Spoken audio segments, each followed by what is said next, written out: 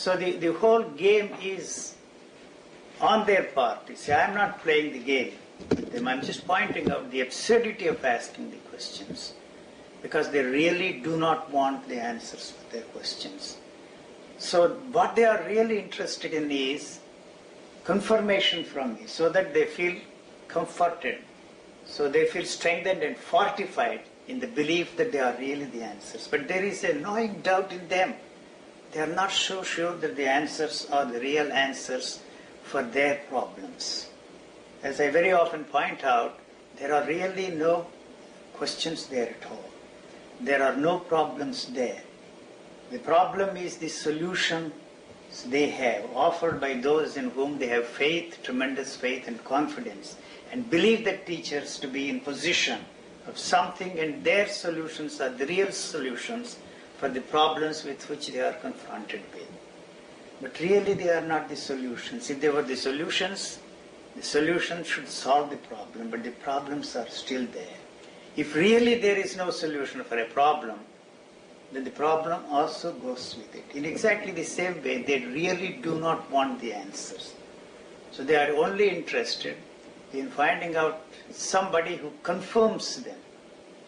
Through that confirmation, they feel strengthened and fortified in the answers that they have, but yet the doubt that something is wrong with them, and they are not ready to accept that situation. So they are really interested in comforters.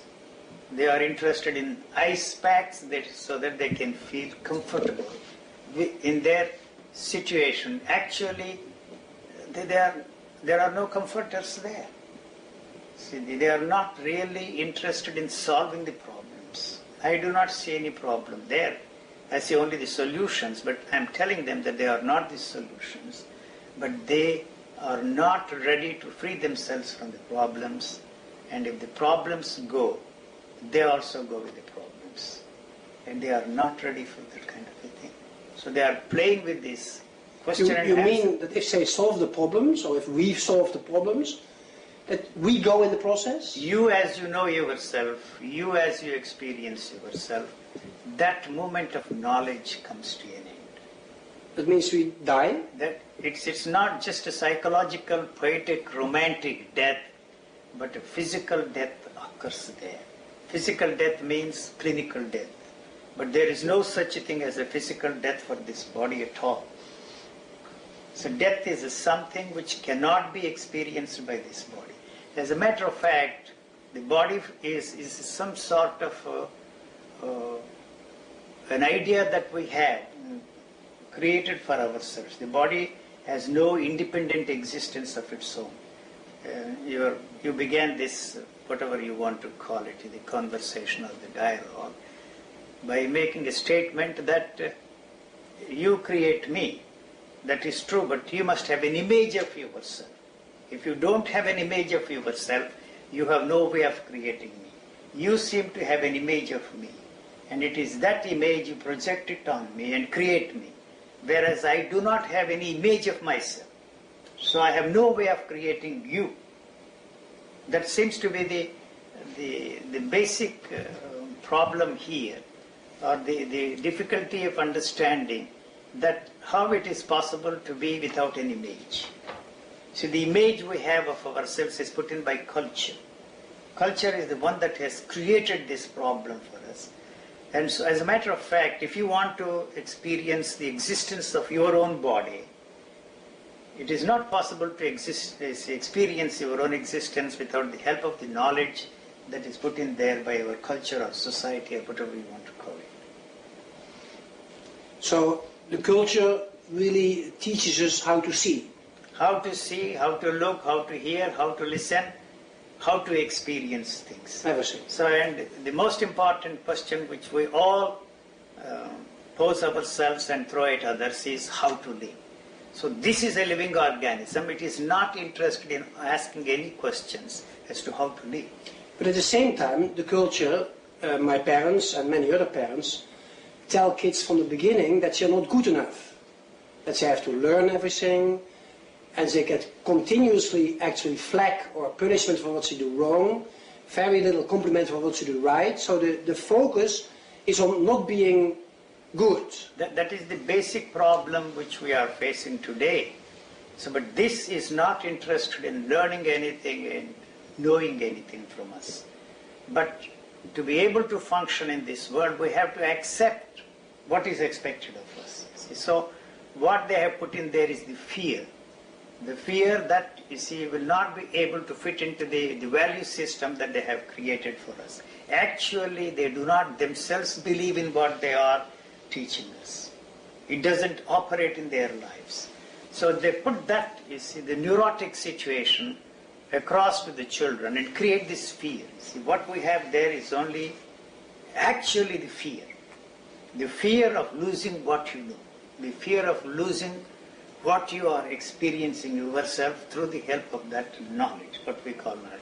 When I use that word knowledge, I do not use it in a very mysterious, mystical or metaphysical sense. The knowledge that is a flashlight, that is a video camera, that you see, this is my hand, this is my nose. That's what you teach your children. Yes. Every time you have a visitor, you ask your child, show me your hand, show me your nose, show me your ears, show me your teeth. Probably they don't ask them to show the teeth because they don't still have the teeth there. That's a different story. But you see, tell your friend the name. So that is how we build the identity. The identity is born out of fear. So you do not want the identity to come to an end. The only way you can maintain constantly this identity is through the demand to know more and more and more. We already know a lot, but we are not ready to free ourselves from the knowledge we have been accumulating. So we want to accumulate, add more and more and more to that knowledge. So that's the most important thing. The identity is the most important thing. How do you maintain and give continuity to that identity? It is through the constant use of memory. That's all that is there. The knowledge is memory. Since you've learned. Since we are taught by the culture, the society, educators, teachers, the whole lot of them, whole environment. So there is no original thought of our own? There is no thought which you can call your own. I don't have any thoughts which I can call my own. So I assure you that you don't have any thoughts which you So can it's all call. acquired? All acquired. Like so all sponge. our experiences are also born out of the knowledge we have. Without the knowledge, you have no way of experiencing anything. So the knowledge we have is not ours. Whether they are material or spiritual, it really doesn't matter. Unfortunately, the culture has created what is called the spiritual values and put them on a higher level. And we all consider that the spiritual values are more important than material values. But our demand is only for the material values only. We cover it up with the idea that we are pursuing some spiritual values. Because the instrument which we are using is matter, which is thought is matter. And so all the spiritual goals are materialistic in their value. When we go to a church, what do? You pray to God. And what do we want from God? See, the material benefits. Health, wealth, and more knowledge, this, that, and the other. So how can you place spiritual values on a higher level? We feel that by practicing spiritual values, we are superior to all those others who are pursuing the materialistic values. I do not see basically any difference between those who are interested in making millions and millions of Gitas or those who are interested in collecting millions and millions of spiritual experiences. But it makes you feel good, makes you feel superior to the rest of those whom we condemn as materialistic in their lives and in their values. So it makes us feel good. That's about all that is there about the spiritual values which we have been preaching for centuries. For a long, long time. For a long, long time. So we give... So unfortunately, in wealthy countries in the West, you have created a market for those people who come from outside and sell those shoddy piece of goods and make you believe that they have the answers for your values. So perhaps we teach first and we believe, of course, that we are not good or not good enough. And later when we grown up and we still feel not good enough, then we ask or seek for people that can give us the feeling that we are good. Yes, that is the guilt complex which is put in there by our culture. So you feel guilty that you are not up to the mark, that you are not fitting yourself into the environment, that you are not fitting yourself into the value system, and so you feel guilty. It is created by the society. And so then they have an antidote for your guilt, free yourself from guilt. So they have turned us all into neurotic individuals. But it is absolutely necessary for us to live that neurotic life. Otherwise you have no way of functioning in this world. If you would stop it, you would die. No, I don't know what exactly you mean by if you stop it. There's no way you can stop it. Some people believe that they can be good or get on a spiritual, on a higher level by, for example, meditation. They are just stopping thinking. How do they go about? The only way they can stop their thinking is through thinking. So it is the most difficult thing for us to understand that thought can only create problems. It cannot help us to solve the problems. That's all that we have. The thoughts help us to function very efficiently in this world. It's a tremendous instrument we have. That's the only instrument we have. There is no other instrument. But we also know that that is our enemy, and it is that is creating all the problems. But it is very difficult for you to understand that that is not the instrument and there is no other instrument. When that realization dawns on you that that is not the instrument and that there is no other instrument, there is no need for you to look around for another kind of an instrument. No instrument is necessary. Thought falls in its proper place and it functions in a very intelligent and sane way. It helps us to function sanely and intelligently in this world. It cannot help us to create in what you are interested in. What are you interested in? What is anybody interested in this world? The quest for permanent happiness. Right. That's all that they are interested in. All these religious people who are selling those shoddy piece of goods in the marketplace assure us that there is eternal happiness, that there is another kind of a bliss, beatitude, immensity, and all that kind of a stuff, and they put us on a merry-go-round. But isn't it possible, for example, we teach the children, for example, to go against their feeling. For example, a kid doesn't want to go to school, but we say, with an argument, with an idea, you have to go against your feeling, because later you will be very grateful, you get a good job, you get money, and so the body reacts by warning us that we go against it, in a way. You know, isn't it? The feelings are also thoughts. Thoughts? Yes, they are also thoughts. Somehow we are made to believe that the feelings are different from the thoughts. Hunger too? Thirst too? They are natural functionings of the body. Yes. So what is hunger after all? The definition of hunger is something very strange. When the glucose level goes down, what you call hunger is created there. The demand to maintain the level of glucose in your system, that's all. But if you don't feed this body for 2 or 3 days, probably the first 2 days you will feel the hunger tantrums. Afterwards you don't know what hunger is. No. So the body begins to live on itself. But then on a certain moment the hunger comes back. If you then don't eat... So what you are left with is the memory of hunger. That's hunger.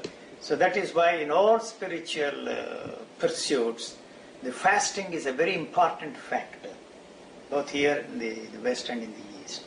So fasting creates some disturbances in the chemistry of your body, and it gives you all kinds of experiences which are in the area of fantasies. And you call them spiritual experiences and feel so good. You know, in Ireland where the terrorists fasted for 63 days, that's what they say. You can last for 61, 62, 63 days. That's all you can last. So it lives on itself. And they have recorded some of those experiences which fall into the area of spiritual experiences. So if you fast, that fasting gives you some fantastic experiences. And you give a name to them and call them the spiritual experiences. All experiences demand more and more experiences of one kind and less of the other kind. So that's all that we are interested in. But there is no such thing as a new experience at all. It needs water. So if we deny water, a sort of a dehydration takes place, and it goes where? Yeah. Goes where? It does not go anywhere. You see, it is put together and then it falls apart. And so a reshuffling of atoms takes place in nature, and that is very essential for the universe because it has of atoms takes place in nature, and that is very essential for the universe because it has to maintain the level of energy in the universe. So this human body is an integral part of all this, the forms of life on this planet. It has no separate, independent existence of its own. It's a support system in a way. It's a support system. Millions and millions of bacteria are crawling all over your body. If it is possible for you to enlarge it, magnify it, and look under a magnifying glass, you'll be surprised that some of them are as big as cockroaches. Yeah. So they live on this. Inside of you, the flora and the fauna, they have their own part to play. See, one form of life lives on another form of life. Yeah. Yeah, we all support each other. Support each other. So if we eat, for example, we support the body. If you are breathing, you support the body. You are inhaling millions of germs. Yeah. So is that not killing? It is a sort of a killing, but you see, you cannot stop breathing. If you stop breathing, you will be choked to death. And probably those bacteria will have a field day. They enjoy a feast. Yeah. I'm not. And we breathe out millions of bacteria too. Oh yes. Yeah. Your sweat is bacteria, and you are killing them with the armpit cosmetics, and they are not good enough. Now they are coming out with something else. We create a market for that kind of a thing. If we don't accept it. If you don't accept it, you see, you may consider me frivolous, and if I say that those smells are essential for sex activity, you know.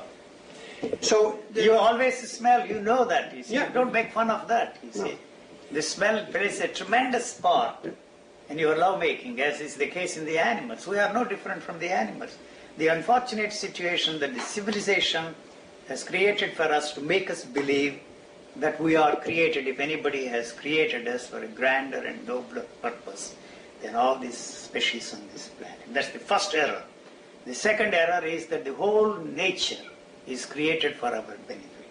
So any attempt on our part to understand the laws of nature and use them will inevitably result in creating mischief in this world and destroying what nature has created. You know? So instead of trying to improve ourselves, it's better to accept ourselves as we are. Accept the reality of the situation exactly the way it is. It is. Yes. So as long as there is a demand which is put in by culture, I'm not blaming culture. There is no way that you can destroy the culture. You are created by that, and you are that. And you are that. Yeah. Your thinkings, your feelings, your Yeah. experiences depend upon that. Otherwise, you have no way of experiencing yourself as an entity here. So what do we do about it? It's not a question of destroying that, but trying to understand what this is all about. And when once that understanding dawns on you, you become part of that culture, and you cannot separate yourself, and you are not in conflict with that culture. That's all that I'm trying to point out. Those who are interested in listening to what I have to say, I have no message for mankind. As long as there is a demand in you to bring about a change, so long there is inside of you, within you, so long there is a demand to change the world. And once this demand to bring about a change in you isn't there anymore, you are not concerned about changing the world. No. What is wrong with the world? Or about changing yourself. Changing yourself. My question is, what is there you think demands a change? I say there is nothing there to be changed. But so all that talk of radical change and radical mutation is frivolous nonsense. That's what we've learned. We've learned we're not good enough. So that's what we believe. So we're constantly trying to improve ourselves. That's the way to force you to fit into that value system. Exactly. And so we do exactly the same thing. We force these things on our children. They in their turn force it on their children. So this goes on and on and on. And there seems to be no end. I was talking to my hostess this morning at the breakfast table. If somebody can come up with, you see, a way of freeing the children from ignorance without destroying the innocence they are born with, that would be a tremendous feat. Yeah. Nobody has come up with any answers for that basic question, how to leave the innocence, how the tremendous intelligence they are born with alone, Yeah. and teach them how to fit into this framework. We really do not know. We have been a miserable lot. We have totally failed in fitting ourselves into the value system. There is a constant battle between us and the value system. So there is no way you can, help them to function sanely and intelligently. Somewhere along the line, if they are lucky enough, they will have to realize and find out the answers for themselves and for themselves. Yeah, we saw it. I raised 2 kids and they didn't want to go to school. So we said, okay, you don't go to school. And they never went. They are more intelligent than all those who have gone to the much school. More. And probably they don't have a tool to function in this world. So we are sadists. We are really sadists. We force these people to do things the way we want them to do. Exactly. That's why you keep the it's manipulation. Yes, manipulation. Unfortunately, they are also forced to accept our silly, idiotic ideas. They want us to accept them, and we want to force them into this framework. Yeah. That has been going on for centuries, and probably it will go on forever. And who knows? Unless we blow ourselves up one day. Yeah, anything and everything we are doing is slowly pushing us in the direction of wiping ourselves out and wiping out every form of life on this planet. But is the manipulation a result of that I have an image of myself, I project my image on you, so if I see something wrong with you, it's really something in me. Yes, it is. And I destroy you because I think something wrong with you, and I destroy myself. Ultimately, yes, we destroy ourselves. That is why very often say that it is not love that will save us, but the terror that if I try to destroy you, I will also go with you. Yeah. That is what is happening in the field of politics in the world around us. The superpowers have come to realize that they cannot destroy their adversaries without destroying themselves. So that has to percolate to the level of the common man's thinking. Yeah. That I cannot destroy my neighbor without destroying myself. So that's one thing. That's the way this living organism is functioning. The cellular structure is functioning. Unless it cooperates with the cell that is next to it, it has no way of survival. So that's the reason why it cooperates. Not because of love, not because of brotherhood, not because of understanding. That your survival depends upon the survival of your fellow beings. But your survival and the survival of your fellow beings go together. So what you literally see around you, that's you. Your projection of you. Anything. Anything you see is created by you. I don't mean by you, you see. By what I think is me. Yes, what is there is responsible for creating all these problems. You see, the idea that we create the world, you see, the world creates you in a way. It's a very strange situation, you see. So when I say these things to people in India, they have this idea that there is a subject there, it is the subject that creates the object.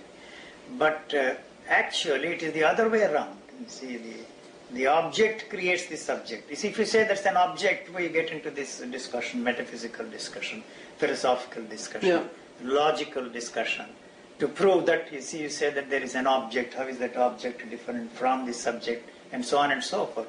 That helps us only to sharpen this instrument which we use to understand the reality of things. For example, that light thrown on these objects reflects them, and that the image you have on the retina, you see, is the one that is actually created by the light there.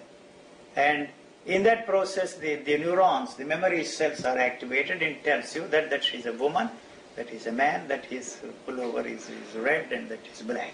So if you have no idea, if you've never learned, you cannot see it. You cannot see it. That's why I always give the example of what goes on the television set. You see, the images are created by us. You will be surprised. They are only dots. You see. Yeah. So you see the pictures. What you see there is a projection of yours. You will be surprised. Actually, there are only dots there. Yeah. So supposing you take this the cassette and play in an African jungle. She also knows that they look like the human beings. Some others there look like the women and animals and all that. But they are projecting their own ideations and meditations on what they are looking. Right. They are actually dots. Yeah. There's nothing there. Exactly. So listening also is the same. You see, when you listen to music, you don't listen the gaps between the two notes. The continuity to the music is created by you. Yeah. So actually, the listening mechanism listens as the gap between the two notes and the tune. Yeah. That is music. Yeah. So all our music is a cultivated taste. Yes. You know. It's say took a man from the African jungle into the open field where he had never been in his life, and he saw people in the distance, and he got terrified because he saw small people. Yes.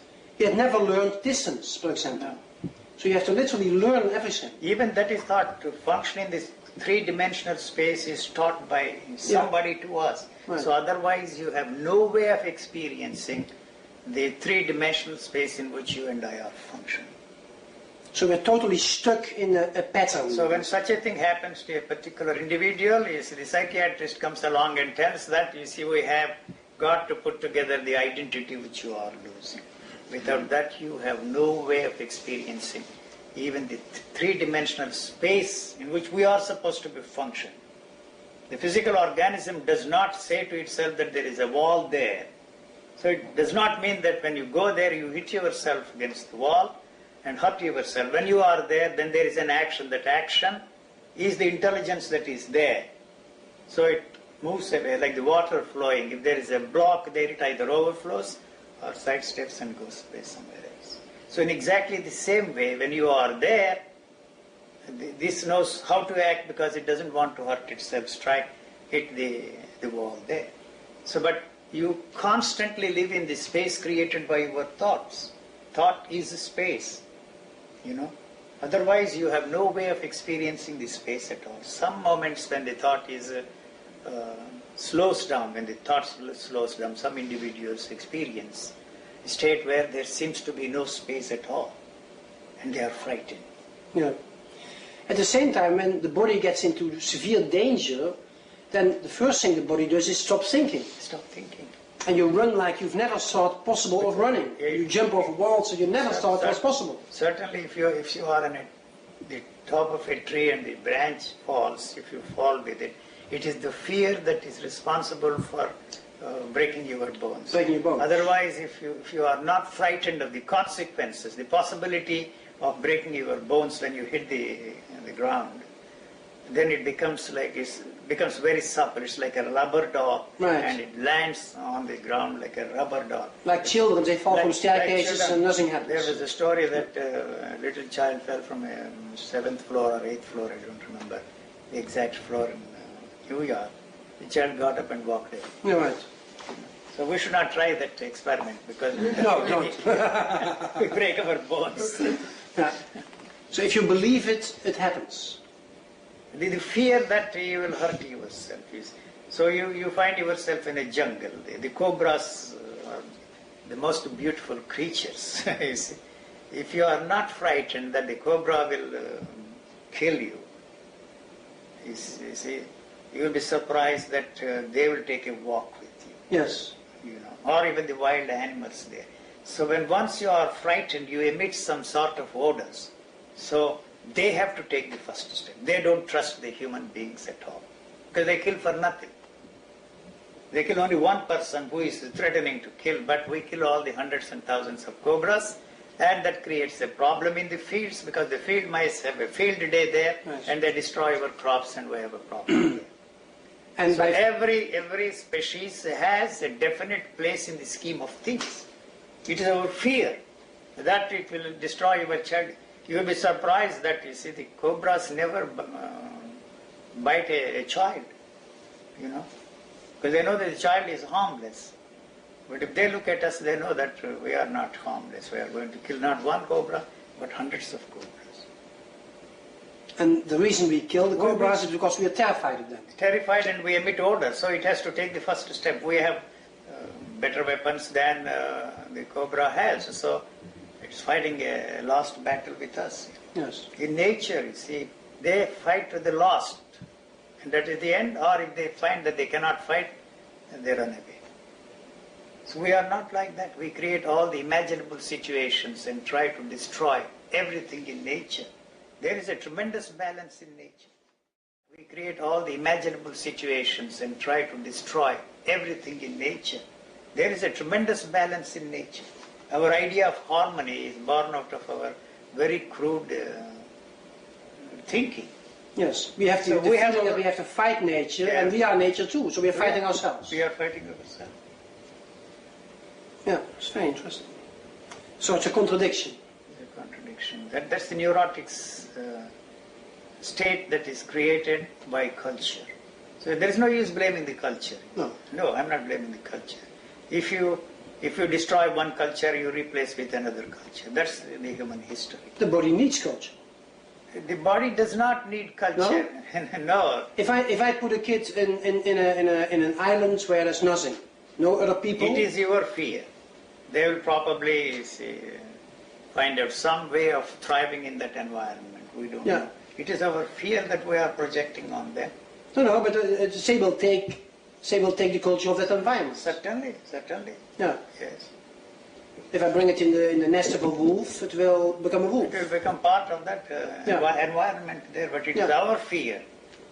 You see, that is responsible for the problems we create for the children. They also, in a way, you see, want to be accepted by us.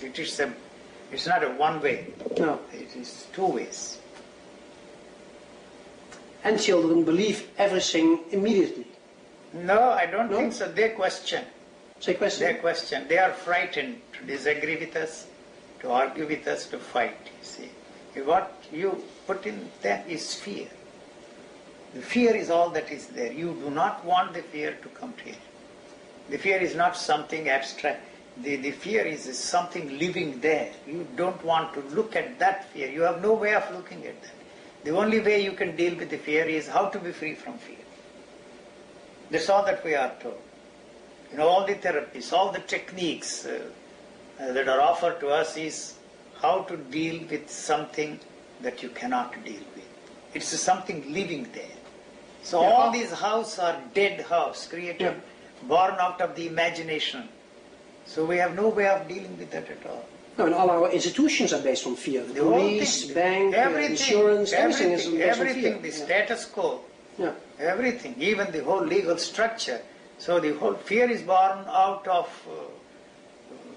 the situation we find ourselves when we separated ourselves from the rest of life around us. In that fear, you see, we created God, we created so many things. You know, the whole thing came out of that. And do you have a definition for fear? What is the point in defining? I don't know. I should ask. That is something which you cannot touch, you cannot see, you cannot experience that at all. It's If a you leave feeling. that fear alone, that it will burn what you are trying to free yourself from. Say that again? You see, if you leave that alone, it Yes. will burn the whole instrument that you are using to free yourself from fear. If you accept it. No, accept is not the word. If you Support accept, it? none of those words Fits. fit into the situation. You leave it alone. See, leaving it alone is through some attempt of yours to leave it alone. Yeah, right. We are playing all the time these tricks with us, Yeah, right, ourselves, right, with right. ourselves. We are experts, past masters in this game. Yes. We enjoy that game. Yeah, So that's- we create problems and then we, with the and same then we mind, we try to solve undo the problems. problems. See, if you don't have a problem, you don't feel that you are living. Yeah. You have to have a problem, and your attempt to solve the problem makes you feel that you are living. Yeah, right. That's all that we are interested in. So it's a kind of restriction that creates growth? No, I'm not with you. No, I don't know. I What was is asked. that word again? I'm not with you. If like say a problem is a kind of, we feel it as a kind of restriction. Actually, there is no problem there. No, of course not. Actually, there is no problem. There is a mechanical problem. Something is wrong. You see with that light there. There is an expert who has, through repeated attempts, discovered how to repair that. Yeah, So this is something living. yeah. So those techniques cannot help us to solve something living because this will destroy that. All the techniques we have evolved to solve these living problems. These problems are living. You know, the techniques are dead techniques born out of the thinking of somebody. Anything that is born out of thought is destructive. It is trying to protect itself. It is interested only in status quo, maintaining its status quo. So what is intuition? Intuition is a tricky word. It's nothing but a sensitized thought. You see, it makes you feel that can understand the problems intuitively. It is an ingenious invention of thought. And to create a word like insight, that intuition, but actually intuition is nothing but a sensitized thought. You know, it's a very... And the same feeling is also an idea of... The thought, you see. So unless you tell yourself that you are happy, you have no way of knowing that you are happy. No. Or you are angry. See, you have no way of discovering that for yourself unless you tell yourself that you are angry. But you can give, by believing it yourself, the illusion that you feel good. That is an illusion, but see, you are not ready to free yourself from that illusion. See, we are all trying to free ourselves from illusion, but you replace one illusion with another illusion. That's all that we can do. We do not want the illusion to come to an end. If the illusion comes to an end, or the belief structure that we have created comes to an end, you come to an end. That is the only death, there is no other death. What happens after that, what is left, is not your concern. It is the concern of others. It is their problem, not your problem anymore. Isn't that enough? That's enough. How long have we done? Half an hour. I have said the same thing again and again and again. Yeah, sure. That's all. But that's what our mind is doing anyway. We say the same thoughts every day, again and again and again. Every day. Every day. That's the only way it can survive and maintain its continuity. It's like a broken record in a way. Yes, a stuck needle. Stuck needle. Repeats itself. That's all that we are interested in. We want to hear the same tune again and again and again. Yeah. But they discovered that for story writing there's only 36 plots. Even that is doubtful. You are a storyteller and you have exhausted all the 36. Oh yes. And you have to start all over again. But you will have a different audience. Oh yeah, sure. Different age children. But I think with television too, people have seen everything already so many times and to see it again and again and again. They also want to see the same thing again and again. That is how all these musicians thrive, because you want to listen to the music over and over and over again. Yeah. It's a repetitive process that it is all interested in. Otherwise, anything new there is a threat.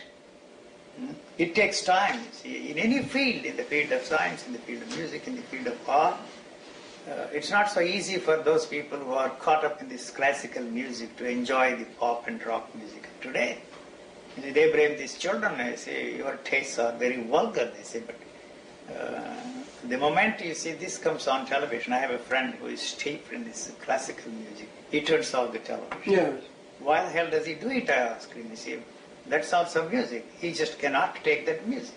No. And why do you expect those children who are interested in rock music, pop music, to bother about the classical music? These are all cultivated tastes. Yeah. So if you don't have the taste for it, or you don't have the idea for it, if you never heard of it, and it might be there, but you cannot see it. No, nothing there. Such a situation does not exist at all.